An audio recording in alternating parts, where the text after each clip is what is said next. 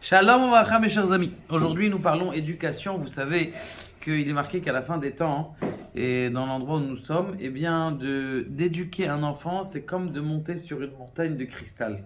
Je veux dire, on n'a pas d'endroit où attraper, où attacher et où s'attacher. Donc, c'est la raison pour laquelle il faudrait essayer justement de trouver une communication extraordinaire et qui va faire en sorte qu'on puisse avoir un kécher avec nos enfants. Souvent, on se trouve devant nos enfants à un refus, on se trouve devant nos enfants à des difficultés où il s'enferme sur lui-même, où il commence à déprimer, où il fait ce que je lui dis, mais 4 heures plus tard, j'ai déjà fini de le faire, alors que...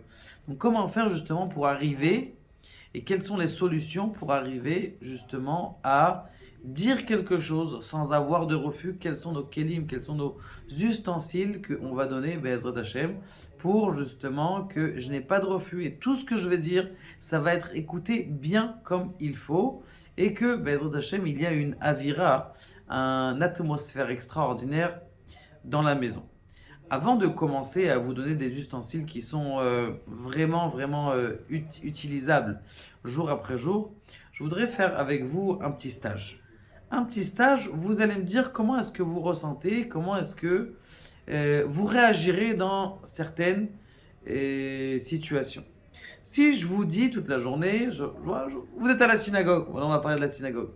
Il y en a un qui vient vous dire, il dit, moi, tu vas t'arrêter de parler, toi? Tu vas t'arrêter de parler? T'arrêtes pas de parler, depuis ça fait toute le Kriyat Torah, toute la lecture de la Torah, t'as parlé. Comment est-ce que tu réagis? Essaye de réfléchir. La majorité des gens, ils vont dire il est fou celui-là, pour qui il se prend, c'est même pas le rabbin, quel rapport? Je vous pose une autre question. Donc quelqu'un il vient, il te dit d'accord. Donc ça c'est la première personne qui vient et te dit arrête de parler à la synagogue. Bon, t'es pas... Maintenant s'il y en a qui vient te voir, il voit que tu parles, t'arrêtes pas de parler, ça n'existe pas, puisque vous êtes tous des tzadikim, ceux qui... Et il vient te dire dis-moi, tu vas t'arrêter de parler? Parce que si tu t'arrêtes pas de parler, moi j'appelle la police. Comment tu réagis? Quelqu'un il vient te dire ça. Tu mets une tarte. Il y en a un qui vient, tu mets une tarte. Je dis c'est moi qui vais appeler la police. C'est pas toi. Maintenant je vous pose une autre question. Encore une fois, essayez de réfléchir. Si je viens voir quelqu'un, je lui dis écoute, arrête de parler à la synagogue. Regarde ton frère. Il vient à la synagogue, il est calme. Il est gentil, il ouvre même pas la bouche, un tzaddik. Et toi, tu parles. T'as pas appris de ton frère ou de ton père. Regarde ton père. Dis-toi comment essayer de ressentir, comment vous réagissez. Hein, bien, pas très bien. Hein. La majorité des gens ils reçoivent pas. Venez, on regarde, on fait encore un autre exercice psychologique. Et je viens vous voir, à côté, le type il est en train de prier. Et puis, je suis à côté de toi là, je suis en train de prier. Mamache, je suis en train de prier du Gan Eden. Vraiment, je suis au top là. Je suis au Gan Eden, à côté de toi.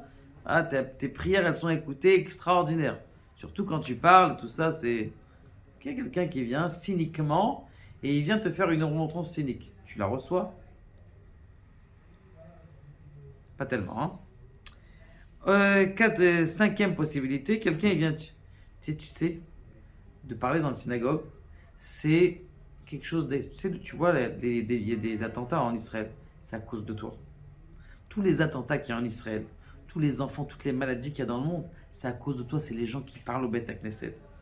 Et tu vois, il y a même une histoire. Le type, hier, il était venu, il a pris sur lui de ne pas parler, et grâce à ça, il a guéri. Et tu vois, s'il n'a pas guéri, c'est à cause de toi, parce qu'en vrai, c'est toi qui l'as tué. Tu reçois quelqu'un qui reçoit comme ça? Qu'est-ce que tu fais là? Tu sors ton Kalachnikov, d'accord? Et tu tires direct. Non? Il y a quelqu'un qui... Ok. Et quelqu'un il vient te voir et dit tu sais c'est marqué dans le Shulchan Aruch dans le Siman Notet et c'est marqué dans la Gemara, c'est marqué dans le Zohar, celui qui parle au Beth Knesset en Ochelek Belokei Israël. Et il te fait comme ça une grande discours d'une petite demi-heure tranquillement et pour t'expliquer la grandeur du Beth Knesset vechule. Tu reçois? C'est déjà un peu mieux quand même, non? Ça dépend comment c'est dit, tu vas me dire. Donc ça veut dire dans tous les cas tu n'es pas d'accord de recevoir. Donc on a donné 6 cas dans lesquels il y a, comment on appelle ça, des cas qui font en sorte que la personne, au lieu de recevoir, qu'est-ce qu'elle fait? Elle rentre dedans. Regardez comment l'homme, il est extraordinaire. Alors, allez-nous, quelqu'un, il se prend une bosse. Il se prend un coup. Qu'est-ce que, normalement, le corps, il aurait dû faire? Si tu as pris un coup, tu aurais dû avoir un trou. C'est pas ce qui se passe. Le corps, il fait tout le contraire. Il te fait une bosse. Mais pourquoi ça fait une bosse? Le corps, il est rentré, le clou, il est rentré comme ça, et la bosse, elle sort à l'extérieur. Et là, on a à l'intérieur de nous un système qui fait en sorte de repousser tout antagoniste qui vient de venir. Maintenant, ça, c'est quelqu'un qui vient vous voir à la synagogue, grand à grand. Comment on parle à nos enfants? Venez, on essaye d'inventer. On peut l'imaginer tout ça à la maison. Celui-là qui a des enfants de n'importe quel âge. Et tu dis à ton fils, va dormir. Alors, combien de choses tu lui as dit? Va dormir. Brosse-toi les dents. N'oublie pas d'aller aux toilettes. Mets ton pyjama. Dépêche-toi. Tac. Si quelqu'un il nous aurait fait ça, il vient à la synagogue et dit, mets ton livre à ta place. Regarde, t'as laissé ton café ici. T'aurais fait quoi? Tu l'aurais tué. C'est ce qu'on fait à nos enfants, en vrai. Dire toute la journée, il reçoit combien de coups d'autres, combien de, comment on appelle ça, combien d'ordres? 5, 10, 20, même 30. Et avec ça, en plus, avec un petit peu d'agressivité dedans. C'est genre, t'y vas fort. Pourquoi? Parce que t'en peux plus, toi, d'aller regarder ton petit feuilleton, chas de shalom, ou d'aller à ton shiur. Et donc tu veux le jeter. Combien de iyumim, combien de menaces on fait? Vous avez senti tout à l'heure quand je dis j'appelle la police si tu continues à parler. Qu'est-ce que tu dis à ton enfant? Si tu trucs, je t'amènerai pas à l'école. Tu vois ton pyjama, tes chaussures que je voulais t'acheter, je te les achèterai pas parce que tu vas pas au lit. Tu voulais qu'on aille à la boxe demain, eh ben on n'ira pas. Et tu voulais que je t'amène aux eaux, eh ben on n'ira pas. Combien de menaces? Si quelqu'un nous aurait fait ça à la synagogue, nous avait dit, tu sais, si tu continues à parler à l'école, je t'appelle la police, ou je fais une réunion avec toutes les personnes de la communauté et on décide de te virer de la synagogue. C'est ce qu'on fait à nos enfants. Autre chose. Ah ouais. Alors le pire, c'est ça. Le pire, c'est ça. Mais toi, t'es pas comme ta sœur. Regarde ta sœur, elle a fait tout le balai dans la maison. Même pas t'as levé une assiette. Même pas une assiette. Regarde comment ta sœur. Maintenant, je vous explique. En tant que métapel, ça veut dire kinésiologue de longues années. Et tu vois, les gens qui viennent, ils viennent avec des traumatismes. D'où est-ce qu'ils viennent la majorité de leurs traumatismes? D'où est-ce qu'ils viennent? Parce qu'on les a comparés. Mais toi, t'es pas comme ton frère. Ton frère, il est pas comme ça. Ton frère, il est beau et gentil. Alors que le mec, il est moins beau que moi. Et non, ton frère, il est plus beau que toi. Il gagne plus d'argent. Je gagne plus d'argent que lui, quel rapport? Mais ton frère, combien on a été comparés? Et en vérité, ça te bouffe de l'intérieur. Qu'est-ce que tu fais aux enfants?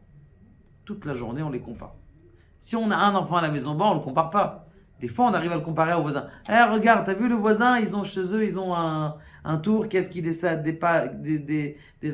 débarrasse la table? Et c'est comme ça. Donc, ça veut dire que tu vois que il y a des comparaisons qui sont faites toute la journée.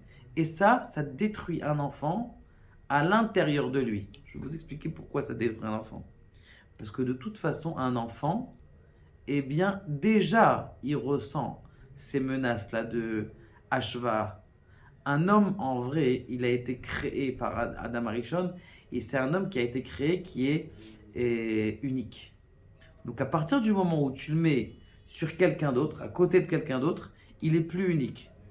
Et comme il est plus unique, du coup, il perd sa personnalité, et là, il commence à rentrer dans une déprime.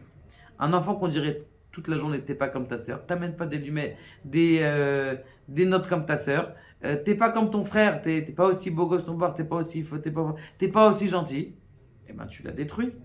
Au fur et à mesure, tu le détruis. Voilà, je vous ai dit, quelqu'un va vous dire, ah ouais, mais toi t'es pas comme ton père, il vient à la synagogue.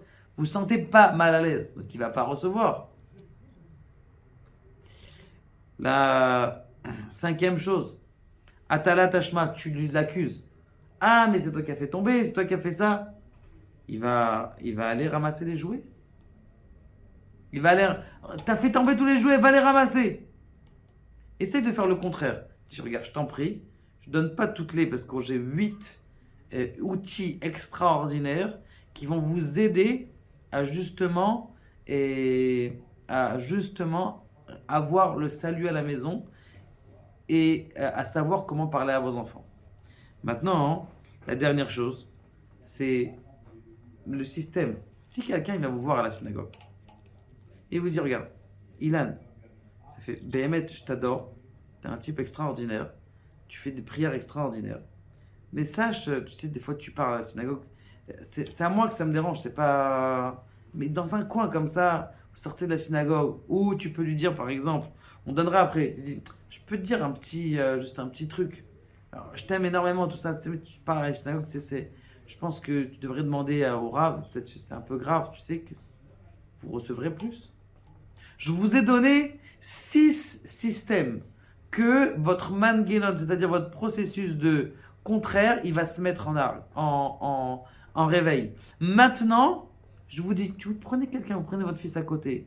Je ne dis pas que ça va marcher à tous les coups parce que je ne vous ai pas donné encore tous les systèmes, comment parler à son fils. Et Bezrat Hashem, vous allez les avoir. Mais quand est-ce que vous allez voir votre fils gentiment, dire regarde, euh, gentiment, regarde, il y a des jouets, gentiment, sans agressivité, une communication non violente. Est-ce que vous ne croyez pas qu'il va plus réussir ou que vous allez moins détruire votre enfant? Pensez-y. Bezrat Hashem, dans un cours que je ferai un peu plus tard, eh bien, je vais vous donner 8 systèmes pour être écouté totalement par les enfants et comment passer une table de Shabbat sans aucun cri. Baruch Adonai, la Olam Eden.